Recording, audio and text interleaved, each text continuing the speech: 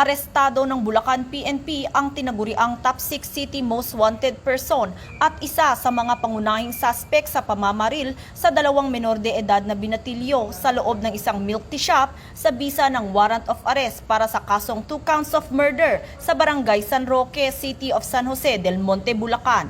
Kinilala ni Police Lieutenant Colonel Edilmar G. Alviar, Chief of Police ng San Jose del Monte City Police Station, ang suspect na si alias Ann, 40 anyos na babae, mananahi at residente ng barangay San Roque, San Jose del Monte, Bulacan. Sa pamamagitan ng pinagsanib na puwersa ng San Jose del Monte City Police Station, 301st Maneuver Company ng RMFB-3 at ang 3rd Special Operations Unit ng PNP Maritime Group, matagumpay na naihain ang warrant of arrest na inilabas ni Honorable Linlia Mazares Gonzales, Presiding Judge ng RTC Branch 120, City of San Jose del Monte, Bulacan, na walang inirekomendang piyansa.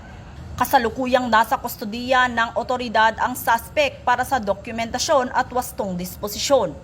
Binigyang diin ng Bulacan PNP sa pamumuno ni Police Colonel Franklin Estoro, Officer in Charge ng Bulacan Police Provincial Office, na ang matagumpay na operasyong ito ay patunay lamang ng kanilang matibay na kampanya laban sa kriminalidad at pagtutok sa mga high-profile cases sa lalawigan.